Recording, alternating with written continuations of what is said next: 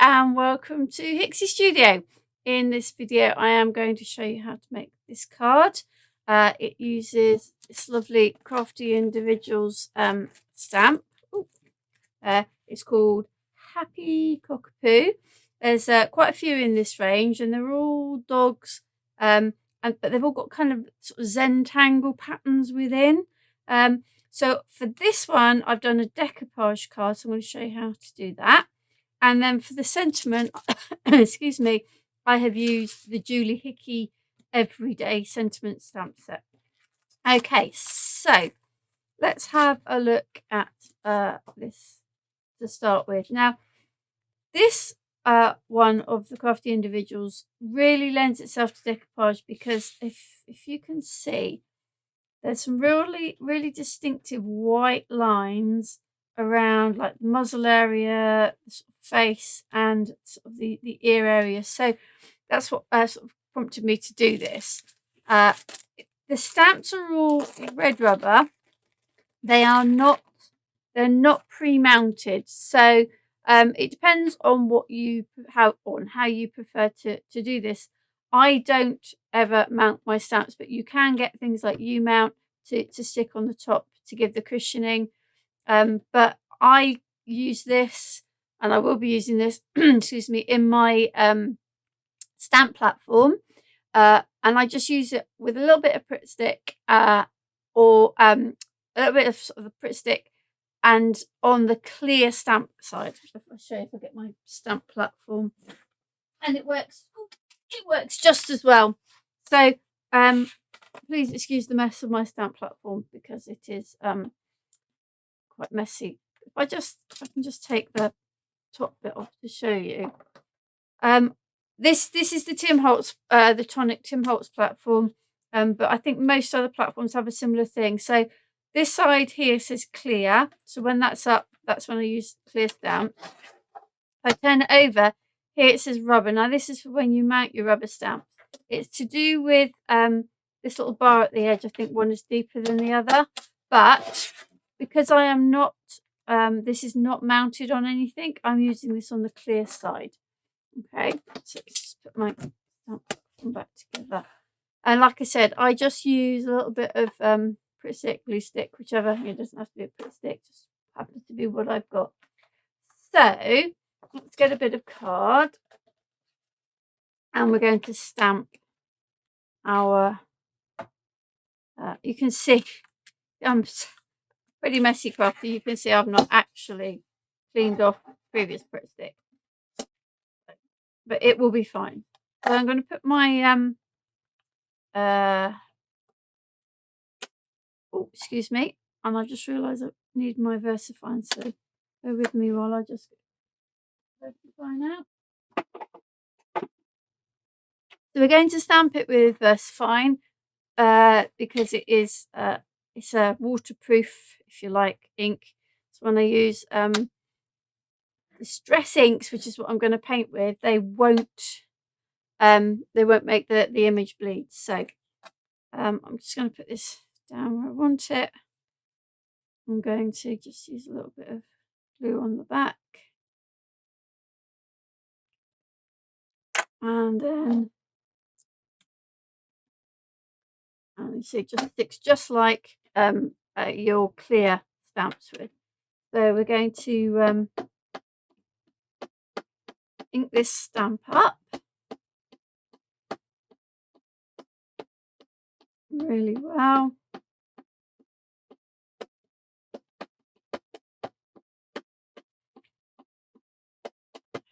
Making sure it's all covered, and then I'm going to turn it around this way so the image is closer to me. I can get more pressure on. Okay.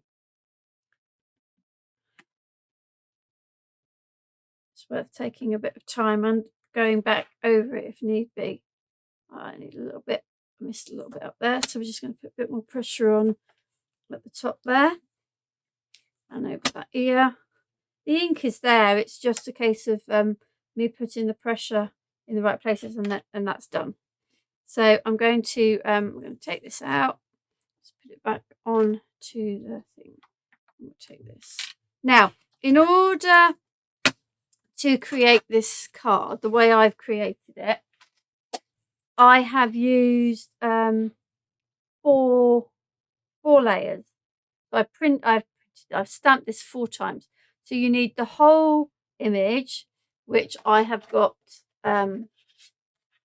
here. You need one to be able to cut the whole of the sort of face with the ears out. One to be able, in fact, I'll show you. I've got them all prepared. I'm going to show you how I've coloured them. So I've got one which has got the head, one which has got that face area, and then one which is just the muzzle. And you can see that I've only painted certain parts. You don't have to paint the whole of the image every time if you're layering them up, because this one will go over like so. This one will go over like that, and then this one will go over like this. Okay, so on our base image, we only need to really paint this bottom. But what I'll do is I will paint the bottom, but I'll also show you the colours that I used on the different parts on this one, so that you can actually see what I've done. So I've got my little stray magnet. I'll be looking for that in a minute. Let's put that over there. So I am using Distress ink, and I've gone for Distress ink as opposed to Distress oxide because it's more translucent. I don't want to obliterate the image. Not obliterate, but to sort of blur the image. And this doesn't do that in the same way as the oxides would. So I've got iced spruce. I've got tumbled glass, I've got kitsch flamingo, and I have spun sugar. And with the inks, I tend to like to use the minis. They're easier to put onto the onto my little white tile, which I use like a palette. Okay, so let's just put the colours on. So the iced spruce is mostly there to use as sort of a blender, as a sort of shadow, not as a specific colour. The main colours are the tumbled glass, the kitsch flamingo, and the spun sugar. The spun sugar is a very, very pale colour, but it's enough. If I bring in here, you can see the lighter pink here. That's all the spun sugar. So it is just kind of enough for what we want, because we want this to be a fairly delicate kind of colour. So let's get my water. Now, the other thing is, don't feel that you have to colour everything individually, because you don't. You know, you can, if you want to take that time, go in and do every little part individually, but it isn't necessary. You can do more sort of just general colouring. Now, as you can see, I'm going in with my spun sugar, and I'm focusing on the body at the moment, because that is the bit that is going to be visible. And I mean, I'm looking at what I did last time, but in reality, it doesn't really matter. You can see, even though spun sugar is quite a pale, you know, as distress colours go, it's quite a pale colour. As long as you don't water it down too much, you actually will get quite a nice sort of definition on there. I'm just going to go in. I just need a little bit more water there, because it's starting to run out. Okay, so that's kind of where I did all the spun sugar on the body. And actually, I might do a little bit on there. On this part of the image, that's all I need to do. I don't need to worry about it, However, I am just going to show you where I used the different colours on the face. So I used it onto the tongue, and I also used it on the muzzle, but I'll show you that in a moment. I think I also, looking at it, I'm going to put a little bit more on my water this down, because I went over the top knot, if you like. This is a Cockerpoo. It does, however, look a little bit like my dog that is technically a Labradoodle, but she is much more poodle than anything. So that's where I've used the spun sugar. So we're now going to look at the Kitsch Flamingo, which is a darker, darker. It's a brighter pink. It's one of the newer. I mean, it's been out a while now, but it is one of the newer colours.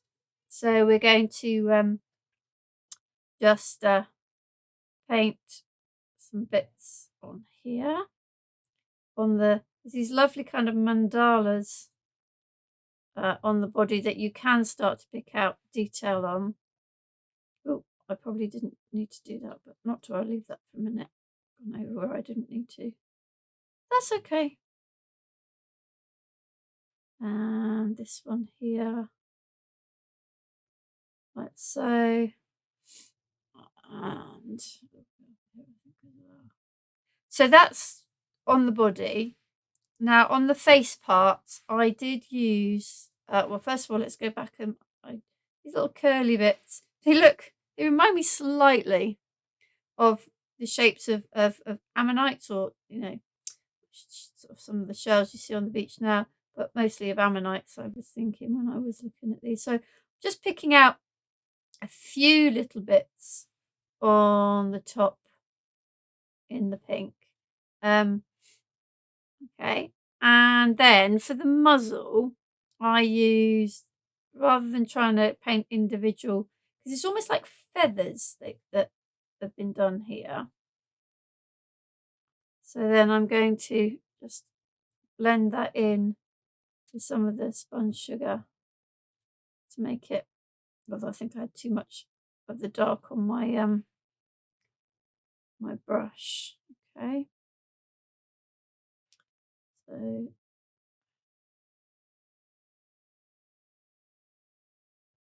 and then just with a bit of the Kitsch Flamingo, just blend that out. Okay, I'm not worrying too much about getting the face bit done, because that bit isn't going to show once I've decoupaged it up. This is just to show you the colours that I've used. So let's go on to our tumble glass. Just rinse that brush off a little bit. Okay, and then so we're going to go into our mandala here with our tumble glass. Now you could choose whatever colours you want for this. I decided to go with a fairly pretty, if you like, combination with the pale blue and the pale pink. But you know, it's a case of what you would prefer. So just yeah, I think the rest we can do in the of the body we'll do in the ice spruce. So I used the tumble glass for the ears. Whoops, gone over a little bit there, not to worry.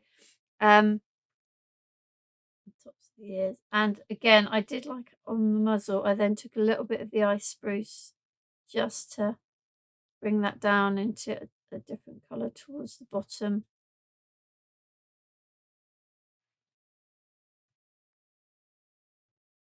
But you don't even really need to do that. You could just use the one colour, and then I used it again on the top of the nose there, and over the lip.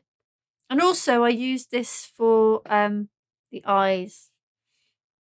Now, I did this wrong a couple of times. So the eyes are the bit next to the black, the coloured bit, sorry. not the eyes, you know where the eyes are. The coloured bit is the bit next to the black, and I was painting the bit that is the white. And then I just realised the other thing I used the Kitsch Flamingo for was to paint the eyebrows. Gorgeous eyebrows. My little dog, she's got the most glorious eyebrows. Not eyebrows, eyelashes that can be really, really long. Okay, so that's literally it. But like I say, you don't need to do all of that colouring. Oh, no, it's not. I've got to finish down here. You don't need to do all of that colouring on the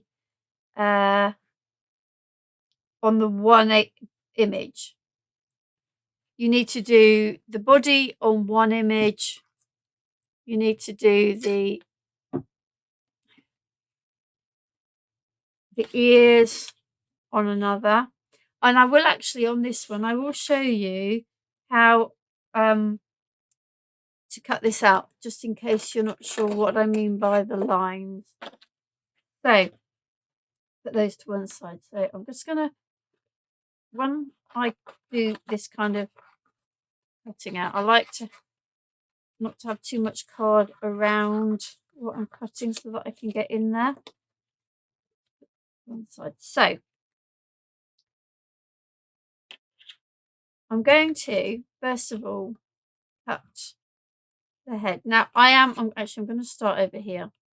I am not worrying about getting right up to the edge of the image here. It's going on top of another one that's on a white background, so it's not. So don't worry, think, oh my goodness, I'm never going to cut all that out. Don't worry about it. And then around the side, again, just roughly follow. Can always go back and be a little bit more fussy at the end. Now, this is where we start to find the white line on the image. You see it goes here, here, here. So that's what I'm going to follow for this. This will cut out the whole of the top of the head, or not the whole of the top, the whole of the head, sorry.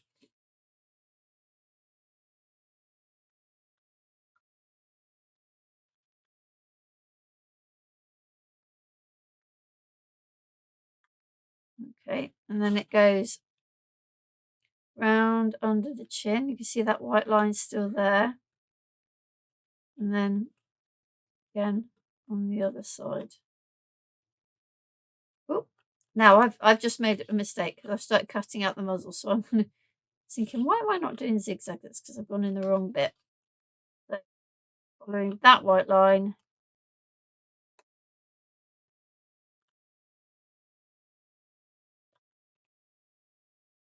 Like so. Let's get rid of that bit. Don't need that bit.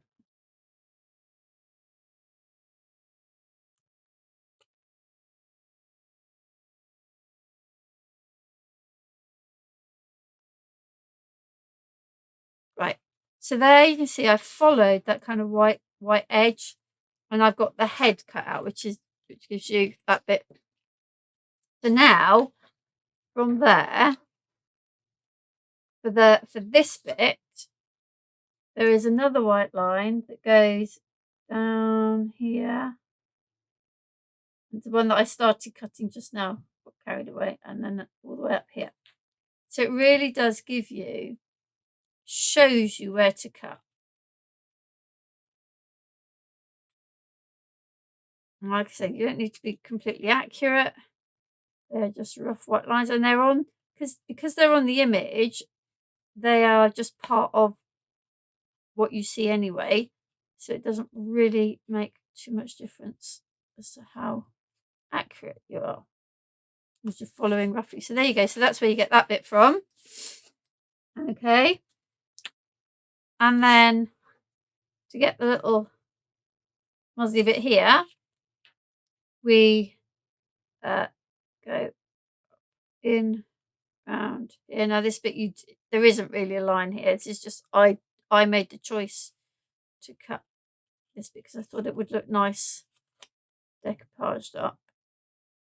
So that the bottom of it. And then around to the eyes, above the eyes on the nosy bit there.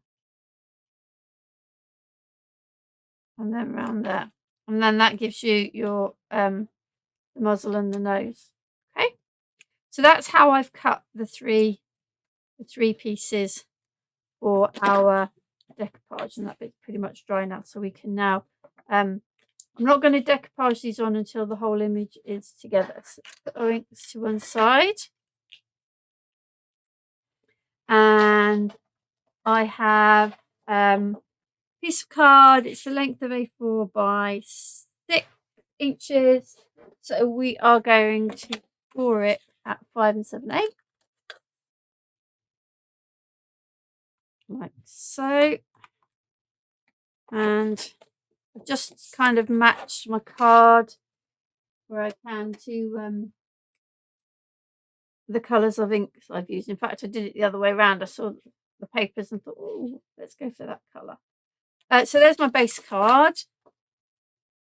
And I have my I have a piece of pattern card paper. That is quite a heavyweight paper there. This I've cut using a couple of square dies. I've cut a frame. Just sort of be nice to break up the pattern papers. So I'm going to need to stick this on the back of that there. And then I have my little mount, and then we've got our card. And then the last thing we'll do the sentiments. So let's start putting this together. Let's grab my glue. There we go. Put this on first, and I've helpfully given myself some this way up arrows.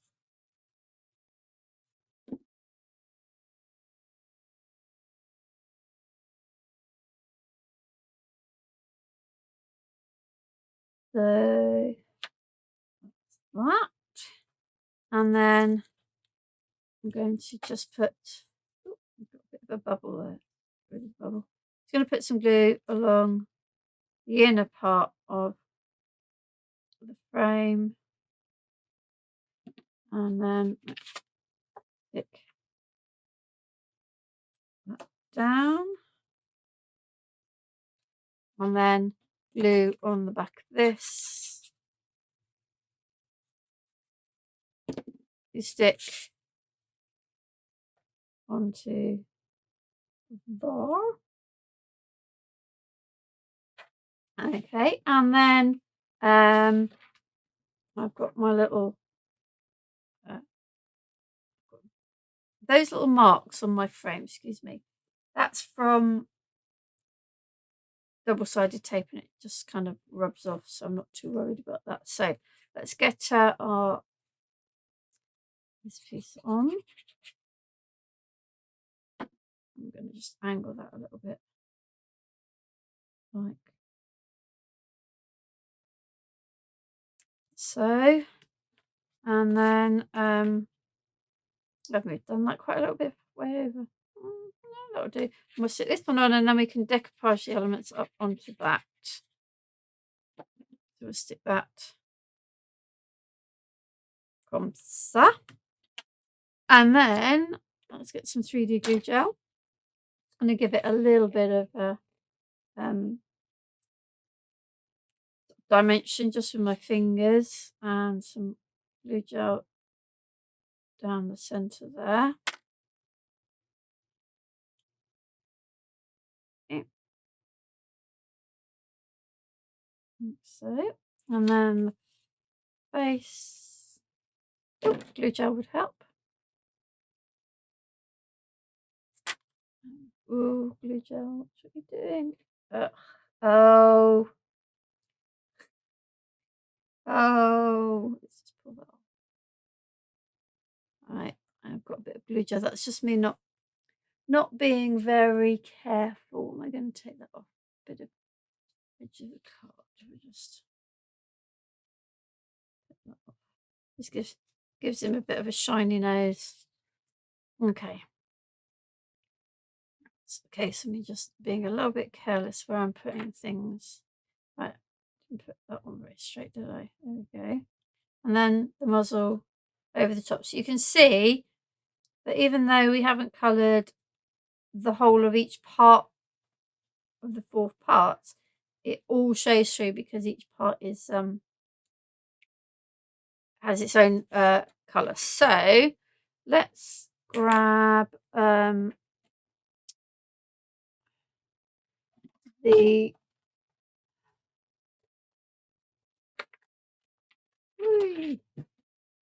stamp. So all I did was I have a little arrow die, but it wasn't big enough, so I drew round it and then extended it, and the same for those. I just made it bigger. So let's grab a small,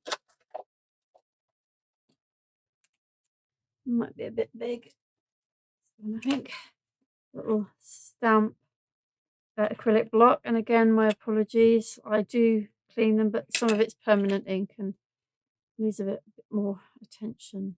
What am I looking for? Stamps, that's what I'm looking for. Right, so these are the Julie Hickey everyday sentiment stamp, and we are going to use thank you, and I think we did it a little bit of an angle, but let's check what we're going to do. We're going to do them like that. That's okay. And then just stamp this with our versafine, like so. There you go. I'll clean that in a moment. Put it on that so I don't put my arm in it. And then a bit of glue. Put this on to here. And then some 3D glue gel to put that onto the actual card.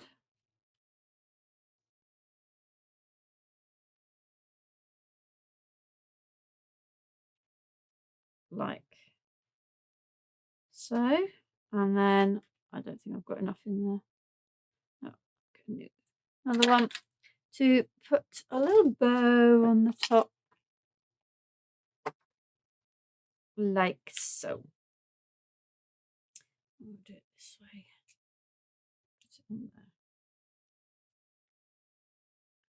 There you go. So there we have our thank you card. We have used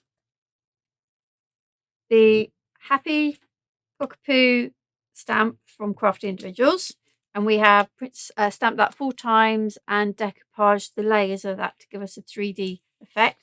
And then for our sentiment, we have used Julie Hickey's Everyday Sentiment stamp set. Thank you.